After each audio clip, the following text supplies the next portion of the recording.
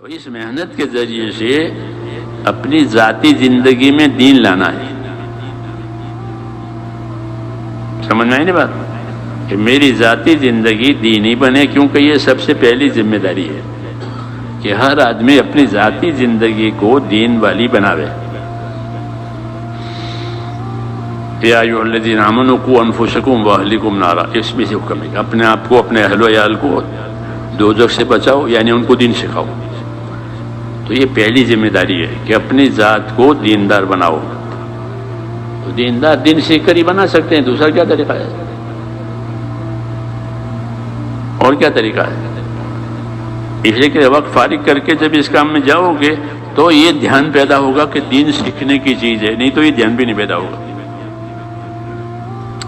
ایسی ہوا ہے دنیا کی.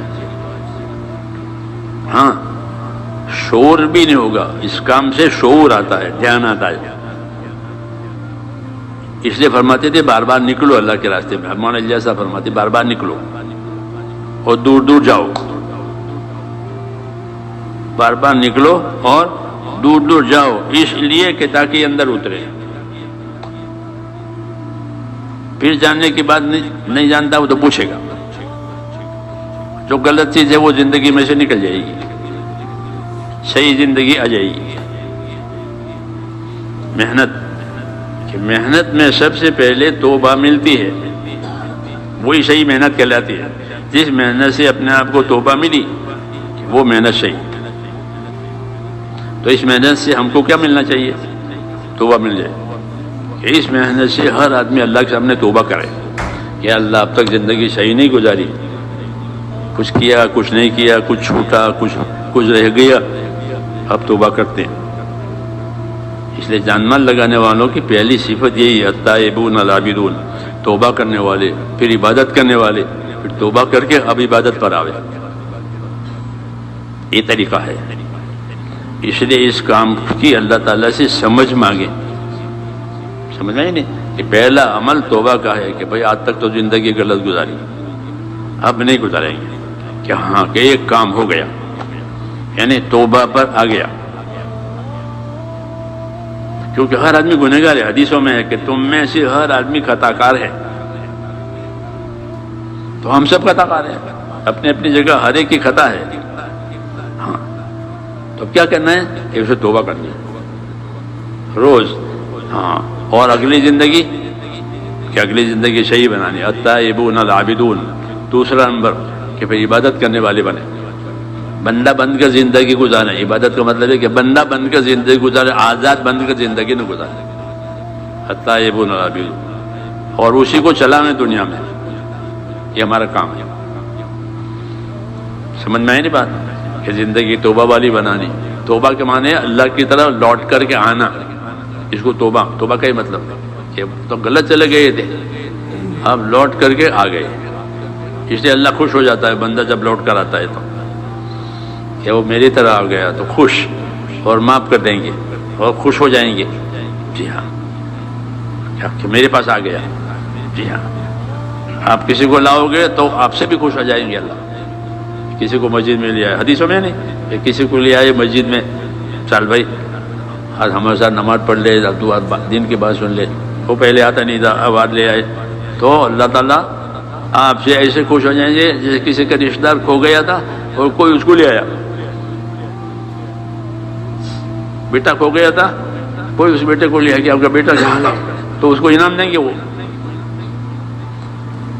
ہاں کہ میرے بیٹے کو لے آئے. ہاں، ایسے اللہ بھی انعام دیں گے جو اللہ کے بندوں کو اللہ کی طرف لے آئے. ہاں، اور خود اللہ کی طرف آئیں توبہ کر کے ان کو بھی انعام دیں گے. تو یہ راستہ ہی انعامات لینے کا راستہ ہے. ہاں، اس لیے اس کام کو کریں اور خوب سمجھ کر کریں. یہ میں اس لیے کہتا ہوں کہ جو بے سمجھے کریں گے نا وہ بے سمجھے چھوڑ بھی دیں گے. ہاں، چھوٹے بچے کی طرح سے. چھوٹا بچہ کوئی چیز لے کر چابیاں لے کر گیا، پھر کہیں چھوڑ کے آ گیا. چابیاں ہوتی ہیں نا گھروں میں، ضروری چابیاں، تو کھیلنے کے لیے لے گیا، پھر کھیلا، پھر وہاں چھوڑ کے آ گیا. تو اس کو معلوم نہیں ہے کہ یہ چابی کس کام کے لیے ہے اور کتنی ضروری ہے. بے سمجھے لے گیا، بے سمجھے چھوڑ کے آ گئے. ایسے جو تبلیغ میں بے سمجھے جائیں گے وہ بے سمجھے چھوڑ بھی دیں گے. ہاں یہ بات پکی ہے. ہاں ورنہ تو ایک آدمی 100 کے نوٹ کو 100 کا نوٹ سمجھے وہ چھوڑے گا؟ بولو یہ 100 ریال ہے، چھوڑے گا؟ نہیں چھوڑ سکتا. بچہ چھوڑ دے گا کہ وہ 100 ریال کی قیمت نہیں جانتا. ہاں اس لیے یہ دعوت ہے کہ اپنے کام کو خوب سمجھو، اپنے کام کو سمجھ کر کرو. کہ یہ کوئی میعادی کام نہیں ہے کہ میرے 3 دن لگ گئے، میرے 3 دن لگ گئے، میرا سال لگ گئے. یہ میعادی کام نہیں ہے. میعادی کام تو جیل میں ہوتے ہیں. جیل میعادی ہوتی ہے کہ بھائی اس کے 6 مہینے کی جیل، چھوڑ دو اس کو. دین میعادی نہیں ہے. یہ دین کب تک ہے؟ کہ موت تک. تو دین میعادی نہیں ہے. ایسے دین کا کوئی کام وہ بھی میعادی نہیں ہے. جو کام کرو موت تک کرو. کیوں؟ اپنے لیے کرنا ہے. جیسے مکان بنانے تو موت تک رہنے کے لیے بنا دیں. مکان بنا کب تک رہو گے؟ کہ موت تک رہیں گے.